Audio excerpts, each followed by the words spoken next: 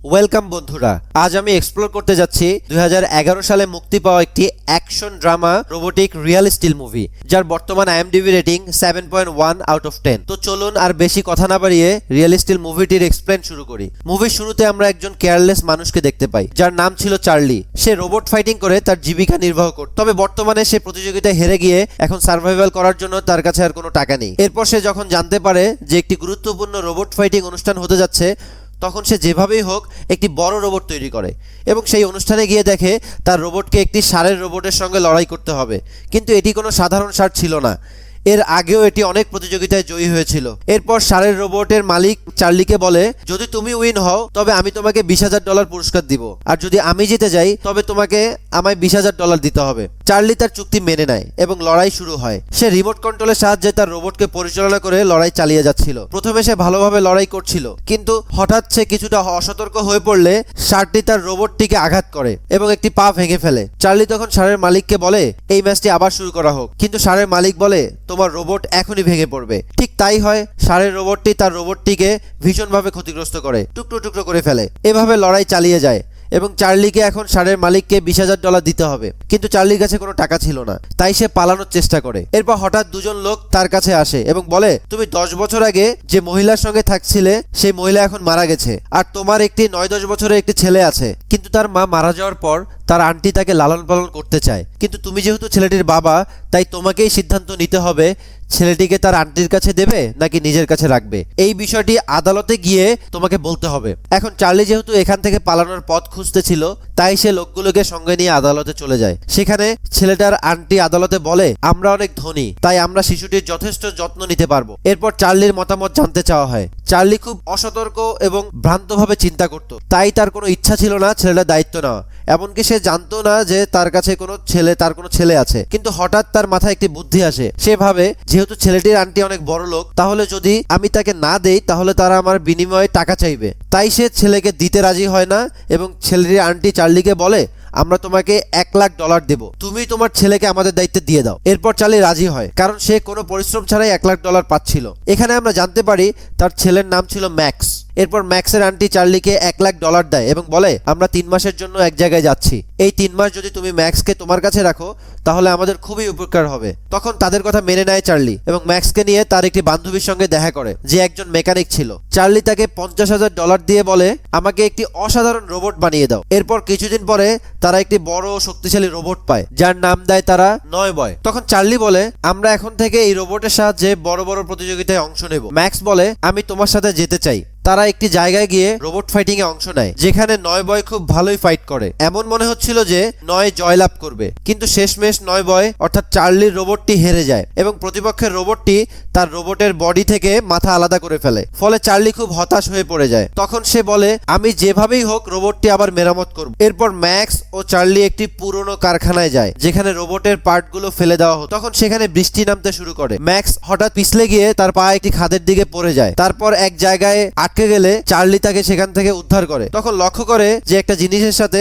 সে আটকে গিয়েছিল, সেটি আসলে একটি রোবটের হাত ছিল, যে রোবটটি শরীর মাটিতে পুঁতে ছিল। ম্যাক্স তখন চার্লিকে বলে, আসো আমরা এই রোবটটিকে বের করি। কিন্তু চার্লি বলে, রোবটটি বের করার মতো সময় আমাদের কাছে নেই, আমাদের এখন তাড়াতাড়ি বাড়ি ফিরতে হবে। তখন ম্যাক্স একাই রোবটটি বের করে এবং তাদের বাড়িতে নিয়ে আসে। এরপর চার্লি তার বান্ধবীকে বলে রোবটটিকে মেরামত করে চালু করার জন্য। সে তখন রোবটটিকে মেরামত করে চালু করতে সক্ষম হয়। রোবটটির নাম ছিল অ্যাটম। এটি মূলত অনেক শক্তিশালী একটি রোবট ছিল। তারা কেউই জানতো না যে রোবটটি এত শক্তিশালী ছিল। রোবটটি চালু দেখে চার্লি খুবই খুশি হয় এবং ম্যাক্সকে বলে, আমরা এটাকে মহা প্রতিযোগিতায় অংশ নেব, যেখানে পৃথিবীর শক্তিশালী রোবটরা ফাইট করে। এখানে অ্যাটমের একটি বৈশিষ্ট্য ছিল যে তার স্মৃতি ধরে রাখার ক্ষমতা ছিল, অর্থাৎ এটিকে যা শেখানো হয় তা সে মনে রাখতে পারত। এমনকি সে মানুষের মতো মুভমেন্ট করে চলতে পারত। ফলে চার্লি রোবটটিকে প্রশিক্ষণ দিতে থাকে। ধীরে ধীরে এটা হয়ে ওঠে একটি দক্ষ রোবট। তারপর তারা বিভিন্ন প্রতিযোগিতায় অংশ নিয়ে জয়লাভ হয়। এরপর তারা সকলের মন জয় করছিল যে একজন লোক চার্লিকে বলে, আমরা $2,00,000 দেব, অ্যাটমকে কিনতে চাই আমরা। কিন্তু ম্যাক্স তাদের প্রস্তাবে রাজি হয় না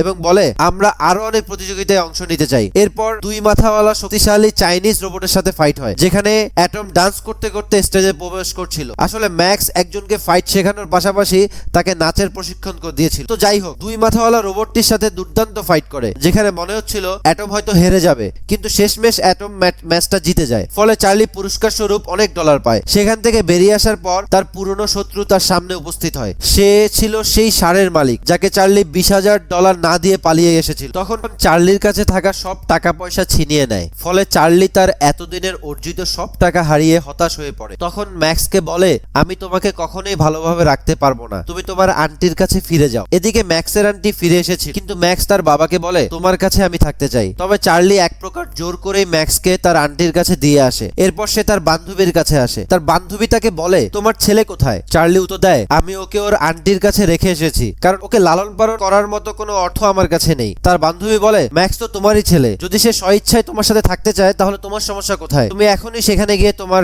ছেলেকে নিয়ে আসো। এদিকে তারা অনেক কম্পিটিশন জিতে তারা ফাইনালে লড়াই করতে চলছিল পৃথিবীর সবচেয়ে শক্তিশালী রোবট জিউস এর সাথে, যাকে আজ পর্যন্ত কেউই হারাতে পারেনি। আর একে হারানোর অনেক প্রশিক্ষণের প্রয়োজন ছিল, কিন্তু যেহেতু ম্যাক্স অ্যাটমকে খুব ভালোভাবে প্রশিক্ষণ দিতে পারত, তাই অন্তত জিউস রোবটকে হারানোর জন্য হলেও ম্যাক্সকে তাদের কাছে ফিরিয়ে আনা উচিত বলে মনে করে। এর ফলে চার্লি ম্যাক্সের কাছে যায় এবং ম্যাক্স খুব আনন্দের সাথে তার সাথে আসতে চায়। ম্যাক্সের আন্টিও তাকে তার বাবার সাথে যাওয়ার অনুমতি দেয়। এরপর চার্লি ম্যাক্সকে বিভিন্নভাবে প্রশিক্ষণ দিতে থাকে যাতে জিউসের সাথে লড়াই করতে পারে। তারপর সেই দিন এসে উপস্থিত হয় যেখানে জিউসের সাথে ফাইট অনুষ্ঠিত হবে। এখানে আমরা দেখি যে জিউস একটি শক্তিশালী রোবট। সে এক লাফ দিয়ে স্টেজে আগমন করে, যা দেখে চার্লি কিছুটা ভয় পেয়ে যায়। চার্লি তখন বলে, আমাদের যেভাবেই হোক ম্যাচটা জিততে হবে, আমরা অবশ্যই এটা করতে পারবো। তারপর জানানো হয় যে পুরো বক্সিং ম্যাচটা 5 রাউন্ডে হবে। প্রথম রাউন্ড শুরু হয় যেখানে এক ঘুষিতে জিউস অ্যাটমকে ফেলে দেয়। তারপর অ্যাটম কোনো মতে উঠে দাঁড়ায় আর জিউস অনবরত অ্যাটমকে পাঞ্চ মারতে থাকে, যেখানে জিউস একদম অ্যাটমকে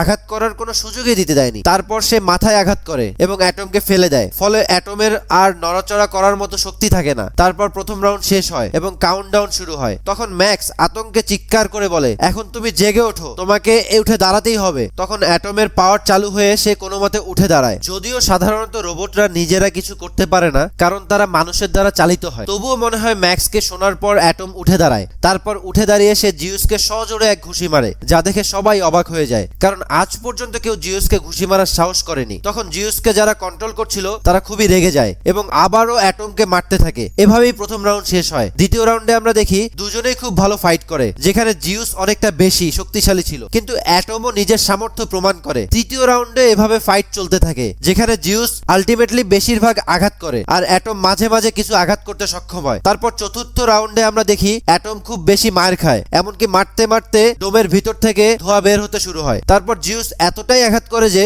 অ্যাটমের ইঞ্জিন ধ্বংসের উপক্রম হয়। ঠিক তখনই বেল বেজে ওঠে, অর্থাৎ রাউন্ড শেষ হয়। এরপর ম্যাক্স অ্যাটমকে মেরামত করতে থাকে, কিন্তু তারা লক্ষ্য করে পরবর্তী রাউন্ড চালিয়ে যাওয়ার মতো পর্যাপ্ত শক্তি নেই। তখন ম্যাক্স তার বাবাকে বলে, এতক্ষণ আমরা একটি বিশেষ ডিভাইসের সাহায্যে অ্যাটমকে কন্ট্রোল করেছি, কিন্তু এখন আমাদের এই মোমেন্টামে কি করবে? ফলে ম্যাক্স প্রস্তাব দেয়, যদি আমরা অ্যাটমের সেই সিস্টেমটা চালু করি আর তুমি বিভিন্ন মুভমেন্টের মাধ্যমে ফাইট করো, তাহলে হয়তো আমরা জিততে পারি। চার্লি ম্যাক্সের আইডিয়াটা পছন্দ করে, তবে সে চিন্তা করে, যদি আমি এমনটা করি সবাই আমাকে সন্দেহ করবে। ম্যাক্স তখন বলে, তুমি রিং এর বাহিরে থেকে সব করো, যেন সবাই ভাবে তুমি সেলিব্রেট করছো। এখানেই আমরা জানতে পারি চার্লি একজন ভালো বক্সার ছিল, কিন্তু পরে রোবট কন্ট্রোলার হিসেবে তার পেশা পরিবর্তন করে। পঞ্চম রাউন্ড শুরু হয়, যেখানে জিউস অ্যাটমকে আক্রমণ করতে থাকে আর চার্লির সাহায্যে অ্যাটম ডিফেন্স করতে থাকে। তাদের লক্ষ্য ছিল যত বেশি আক্রমণ করবে জিউসের ব্যাটারি তত কমে আসবে এবং সে দুর্বল হয়ে পড়বে। ঠিক এমনটাই ঘটে, জিউসের পাওয়ার কমে গিয়ে সে দুর্বল হয়ে পড়ে। তারপর চার্লি একজন পেশাদার বক্সারের মতো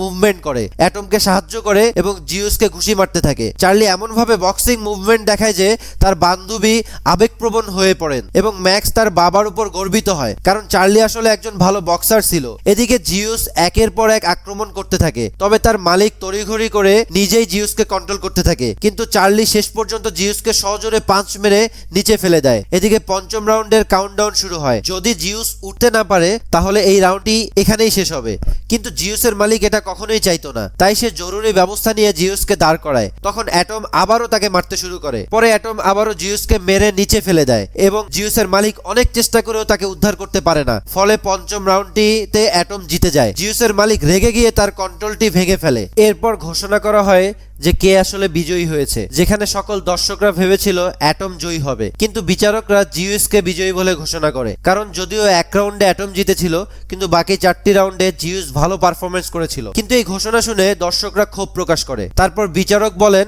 আপনারা পুরো ঘটনাটি শুনুন। তখন তিনি বলেন, পয়েন্টের বিচারে জিউস বিজয়ী হলেও প্রকৃতপক্ষে চ্যাম্পিয়ন হয়েছে অ্যাটম, তাই চ্যাম্পিয়নের টাইটেল তাকে দেওয়া হয় এবং তাকে পৃথিবীর অন্যতম সেরা বক্সার রোবট হিসেবে ঘোষণা করা হয়। চ্যাম্পিয়ন হয়ে চার্লি অনেক টাকা পায়। এরপর আমরা দেখি চার্লি তার ছেলেকে জড়িয়ে ধরে এবং বলে, তোমাকে আমি আর কখনোই হারাতে চাই না, আর এখান থেকে আমি যে টাকা পেয়েছি তার মধ্যে $1,00,000 আমি তোমার আন্টির কাছে ফিরিয়ে দিয়ে তোমাকে আমার সাথে রাখবো। ম্যাক্স তখন বলে, আমি তোমাকে ছাড়া কোথাও যেতে চাই না। আর এর মধ্য দিয়ে এই মুভিটি এখানে শেষ হয়। তো আপনাদের কাছে কেমন লেগেছে মুভির কাহিনীটি কমেন্টে জানাবেন, এবং এমন অসাধারণ কাহিনী জানার জন্য আমাদের চ্যানেলটি সাবস্ক্রাইব করে বেল আইকন বাটনে ক্লিক করে রাখবেন। দেখা হবে পরবর্তী সময়ে। ততদিন পর্যন্ত ভালো থাকবেন, সুস্থ থাকবেন।